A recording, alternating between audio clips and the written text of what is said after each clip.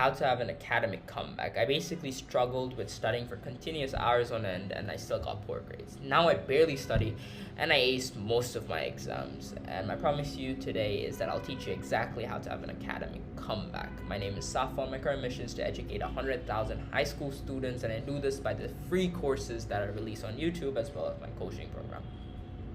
So the 3-step process that you need to know to have an academic comeback is: firstly, you need to brainwash your monkey brain. Secondly, eureka. And thirdly, actionable steps. To brainwash your monkey brain, you need 2 things, which is mental clarity and focus. To get mental clarity, it's a bit difficult, but let's start. Which is, when you ask for mental clarity, you're going to get a very clear understanding of how much you just don't know. This might sound like kind of deep, but most of us don't know ourselves. Do you know why you do something? Do you know where everything like roots from? Like, why did you decide to click on this video? Why are you still watching this video? Why did you decide to text that girl last night? Like, do you know why? And do you know how you did them? Obviously you know how, because you can see your actions, unless you're one of those people who does something and then completely forgets about everything that they do. But I'm gonna consider it all. But knowing yourself and having mental clarity is basically about knowing why you do something, how you do something, and when you do what. That's, if you know those 3, you basically have a decent bit of mental clarity, because you know your inner self, you know why you do something, you know when you do something, and how you do the something. The how, basically everybody knows. And to have exceptional mental clarity, I think you need 2 things, which is, firstly, you need self-belief and you need ego. Okay, there was this basically an interview with Kanye West. It was basically him saying that if I wanted to be a basketball player and the best basketball player ever, I'd be able to do it. And the interviewer was just laughing at him. But Kanye is one of those exceptional people that has delusional amounts of confidence in themselves. And I know for a fact this is not how he's been his entire life. Because if you look at any history of Kanye West videos, you will see at the start he was just extremely shy. And over the years, he has got up insane amounts of credibility for himself through the music industries to now, basically, let's not talk about currently what's happening with him, but like, he has incredible amounts of confidence in basically anything he says, and he says everything with conviction. And that's the sort of self-belief and egotistical mind that I want you to have. Obviously, don't go into any of the things that he's currently saying. I don't encourage any of that, but that's basically what I feel like if you foster, you will have a lot of mental clarity, which is you need to have insane amounts of self-belief in yourself, like a delusional amount. And you need to have basically to the point where people just call you egotistical, because people just don't get you, which is, you need to have the ego about yourself. You need to have that egotistical mindset about yourself that I can literally do anything to get to anywhere that I want. Because to have an academic comeback, the current version of you cannot get to that point. With all due respect, to have an academic comeback to the point where you are right now, you need to create a new version of yourself with the character traits and skills that's able to have an academic comeback, have insane grades while barely studying. The current version of you cannot survive in that, which is why a lot of people, when they are trying to change, they can't. Reason because the current version of you is stopping you from getting to the next version of you. Reason because like versions of you, quote unquote, is just basically an animal, and an animal's survival instinct is to survive. And for the next version of you to exist, the current version of you can't be alive. Which is why we struggle to do hard things and we struggle to change. Reason because if we change, the current version of us dies, and inside like our brain, psychologically, we don't want that to happen. Or like the current version of you doesn't want that to happen, because that would mean they die. But some sacrifices need to be made to get the next version of you, which is much better. Yes, this is very deep. I can talk about this for like 2 hours, but that's the basic type of self-belief and egotistical belief you have to have about yourself. Thirdly, you need to have an internal conversation about yourself about why you do things, how you do things, and What changes do you think you need to make to get to that next step? I'll tell you those changes, but what changes do you want to make to this next version of yourself, and what things you want to basically keep from the current version of yourself? Because I know there's like some things that you want to keep, but like you will have to let go of a lot of things, but you also can't just let go of something and then just have an empty block. Like, let's say you have an addiction to video games. Once you let go of the addiction to video games, you need to replace it with another thing. It doesn't have to be another addiction, obviously, but it needs to be replaced by another thing. Let's say you basically play 12 hours a day of just video games, and you, like, on the next day, to get rid of the addiction, you gotta do something else for the 12 hours, because now you have an extra 12 hours. If you don't replace it, you're just gonna go back to what's comfortable. Because a lot of times, the reason why we keep going back to the past version of ourselves, or the version of ourselves that we don't no longer want, is because we lack clarity. We lack knowing what we want. And that's just the internal conversation that you have to have about yourself. I can't tell you exactly what you like about yourself, what you hate about yourself, but this applies to literally any type. Like, whenever you're trying to make any type of change, this video will help you. Okay, and this like whole concept of basically destroying the current version of yourself to let the next version of yourself thrive. This goes way more deeper, and mental clarity is a topic that I know a decent bit about myself, but I'm not that good at it. If you want more videos on like how to have mental clarity, how to deal with anxiety, how to deal with depression, etc., like those mental health topics, because I'm not a therapist, go check out a YouTuber called Healthy Gamer GG. He's like a therapist, and he explains things in like very simple ways. Like, I watch his videos and I just have a giant oh shit moment. I'm like, oh my god, that's so right. And it blows my mind. He explains everything very simply. Go check him out if you want more about mental clarity, about mental health issues, and everything. Okay, secondly, focus. What you want to do is download these apps like extensions. Okay, firstly, Unhook, and then secondly, DF YouTube. Once you have two basic YouTube blockers, your YouTube is gonna be very bland, as the designer literally says. I made him download this, and his YouTube basically just it has nothing. He needs to manually search for videos, and the point of having two blockers, I think I have like 4, well, just have 2, which is Unhook and DF YouTube. Because then you need to manually disable everything, and it's kind of tedious, and you kind of won't do it because resistance. If you only have one, then it's like, okay, let me just click on that, and then let me close it, you know? If you have multiple, it's a bit easier.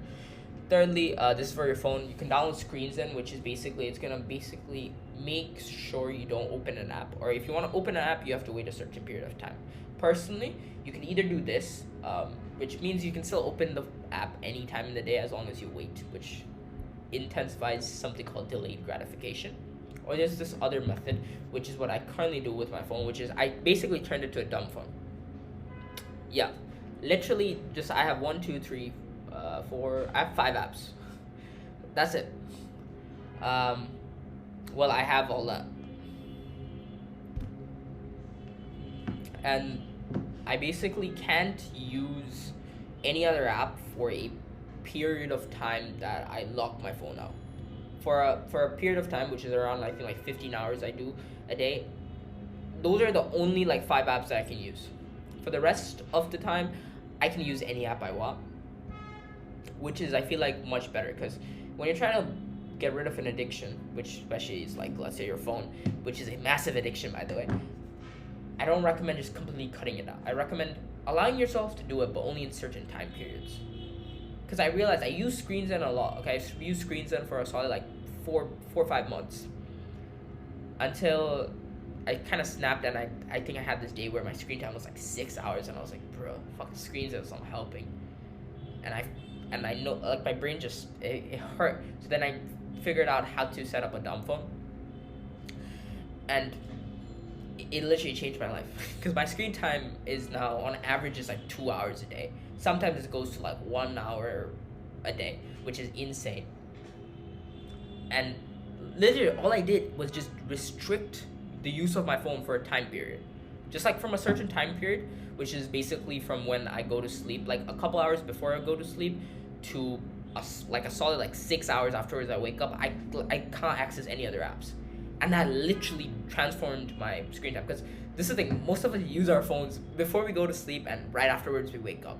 And if you reduce those two time blocks, during the day I'm kind of busy, so I don't have time to like check my phone anyways, which leads to my screen time just completely drastically falling. So either use screens then, or if you want, I want to say sort of a better method, set up a dumb phone. Okay, Eureka, which basically means moment of realization. This is a bunch of things that I feel like you need to realize to get to that next level and have that academic comeback that everybody here is striving to get. Okay, firstly, you need to realize pre-studying using mind maps is one of the best techniques ever. Okay, whether you are having a technique-based subject or a memorization-based subject or an essay-based subject, for all of these, it's insanely good to pre-study using mind maps. Because if like you just make a mind map right before class and you just on like a topic that they're going to teach in class, you make the mind map, you now have a decent understanding of the topic itself and you know the connections. I know it's a skill, it's going to take a long time to master it, but like even if you just connect the basic just links, you're going to have a much better understanding. And then once you go into class, that's going to be your revision, and that's when you're going to consolidate it. And then the next step I'll let you know in the next slides. But yeah, making mind maps, literally insanely good. It helps you understand relations between topics. And if you're studying basically any, like if you study technique based, memorization, or essay based, any of these, do it. If you're studying like maths or accounting, I recommend not to, because they don't have linking points. Maths and accounting, it's just a massive practice game. The more you practice, the better you get. Okay. Secondly, Bloom's taxonomy. Now, Bloom's taxonomy is it literally will change your atmosphere. It will change the way you study. It will change the way you think about studying completely. And you might be looking at this and go, what's this colorful triangle? Are you trying to sell me on a pyramid scheme or some shit? No, I'm not. But basically, in Bloom's taxonomy, I'm going to use my mouse to show, which is basically remember, understand, and apply. These three are basically lower orders of thinking. Apply is a little higher order, obviously, but we consider these three lower orders of thinking, and we consider these three analyze, evaluate, and create higher orders of thinking. Don't think about create, that's for PhDs, and I'm almost certain no PhD majors like figuring out how to have an academic comeback. If you are, you know, props to you. Comment down below. But yeah, basically what you want to do is focus on analyzing and evaluating between concepts. And if your exam board already does this, you can do it through past papers. If not, you can manually do it, which is a little harder, because I guess it's harder to have questions and find like compare and contrast points. But basically the advantage of this and focusing on evaluating and analyzing content, you get all the benefits of the bottom. Like you cannot apply any content that you can't remember nor understand. Like you just can't do it. Like you can remember the content, but you can't apply it because you don't understand it. And obviously if you just remember something and just spit out, like more and more exams, they're moving away from the lower orders of thinking. Like they're not thinking about remembering or understanding. You need to, nowadays you gotta analyze and evaluate. Okay? And if you start evaluating, you will get all the benefits of remembering the content, understanding it, being able to apply it, and being able to analyze it. A question for evaluation, let's use economics because it's an easy example I can think of right now, which is, let's say the question is about like Argentina and it's about its economy, and the question is something along the lines of evaluate whether for Argentina would monetary or fiscal policy work the best, or which policy would work the best, monetary or fiscal policy. Evaluate the differences and provide your judgment. That would be like a 12-mark question because evaluation questions are very big, and that would really make you compare and contrast the topics very much, and it would make you think about, okay, what's the best for Argentina? And the thing is, you cannot evaluate without the lower orders. You need to remember, you need to understand it, you need to apply the content, you need to think critically. Because basically when you focus on basically the higher orders of thinking or learning, you need to think really hard. I have a deck in my Anki, which is basically the economics past papers. And they have a bunch of evaluating and analyzing questions. And whenever I do them, bro, my brain starts hurting. Reason because I have to think so hard. I need to get basically all the knowledge that I have from before. I need to basically write in context with the context they gave. With that, I need to write it in sort of a format that makes sense. And like I'm doing all these things in my head, it uses a lot of brain power. It kind of hurts my brain, but that's what you sort of need to do. Your brain needs to freaking hurt because you're thinking so hard. Thinking is the most important skill ever. Okay, thinking is insanely good, and it's, let's be honest, everybody knows. So simply said, focus on analyzing and evaluating content. If you keep just focusing on, let's say, remembering the content, like just spam Anki flashcards or just understanding it, you're not going to be able to do very good in exams, and you're also wasting your time. If you just focus on these two, you will get these three automatically. Okay, we're going to go into the third section, which is about actionable steps, aka study methods. But before I go into this, if you want to only study 2 hours a day and consistently do extremely well in all of your exams, I released a full-fledged guide on how to do exactly that, and a full-fledged course actually for free in the last video. So after this video, feel free to go check that video out. Firstly, you need to use the Feynman technique, which is you need to teach a concept to a 5-year-old. Do not kidnap a 5-year-old. I've said this before, and you have to realize, man, no, you don't, not cool. But the Feynman technique is basically you need to teach a concept in a very simple way. Basically, you need to teach the concept to someone who doesn't understand the concepts or understand the chapter already. This could be somebody who's just genuinely interested in your subject, or this could be just someone who actually has your subject but hasn't learned the topic yet, and you just teach them. And the thing is, if you can explain it very simply, then you understand it very much to its core. Because quite literally, you can't explain to a 5-year-old, let's say, monetary policy without knowing it to its core. You know? It's just not possible. Like, you're gonna start talking about interest rates, and he's gonna go, what's interest? And what's rates? And what's interest rates? Like, you're gonna get annoyed, but like, you gotta really simply explain it to them. Which is why if you start teaching, let's say, someone who doesn't know much about your topic or hasn't studied the chapter that you're basically teaching them, they will be very keen to ask questions, and again and again they ask why. The more you learn. If you don't have any friends to do this with, I recommend just do it by yourself, but every single time you explain something, ask yourself, okay, what question could somebody ask from it? And then answer that question to yourself. Personally recommend doing this without notes, but you can do it with notes. As long as you're not just directly reading from the notes, it's fine. And yes, my designer is stupid. AI can't be your friend. Make use of AI, man. AI is gone a long way, and there's so many ways to use AI. But one of my best recommendations is to use a platform called Tia. I don't know if it's free, but I used it a couple months ago. It was fairly good. It basically makes notes for you and makes flashcards and everything. And if it's still free, you can go check them out. I wouldn't recommend it's something that you would pay to use because it wasn't the best. But if it's for free, it's really good for understanding and analyzing concepts. But if you don't want to, if it's paid right now, what I recommend doing is going on to ChatGPT or Gemini, and asking it to give you flashcards, summaries, make you understand concepts very simply. With that, maybe making like a cheat sheet of like all the content that you've been studying for the past, like, I don't know, 2 months. Be like, okay, what are the most key details? Or make me questions based on learning objectives. Like a bunch of those type of questions, you can put them into AI, save a bunch of time. Thirdly, past papers. If there was one study technique that I would take to my grave, or one study technique that I could use for the rest of my life, it would be past papers.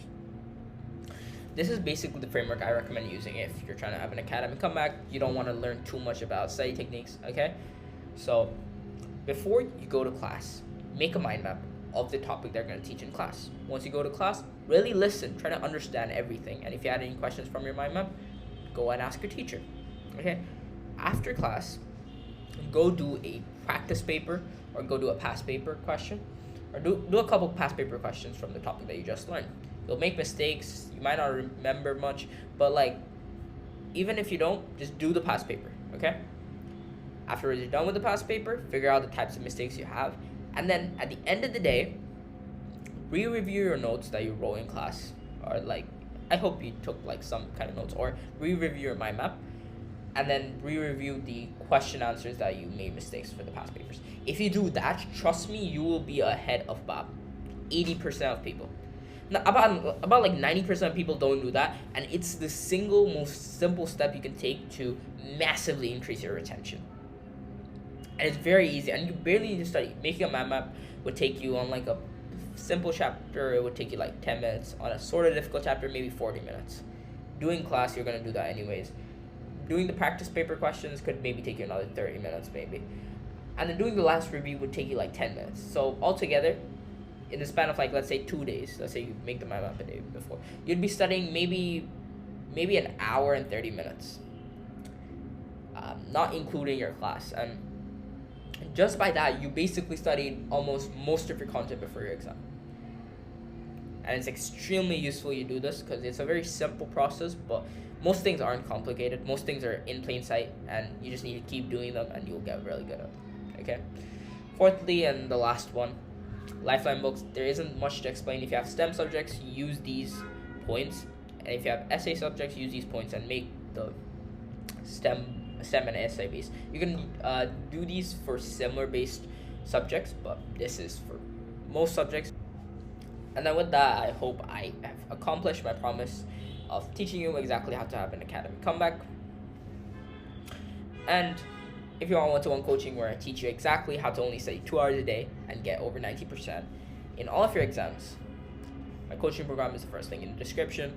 We have a 100% refund policy after the first month if you think I couldn't increase your grade. Full details on the offer below. Just go give it a read, because what's the harm? And trust me, people who have went through this program have done incredibly well, or they're currently doing fairly well. So yeah, with all that said, I'll see you in the next video. Goodbye.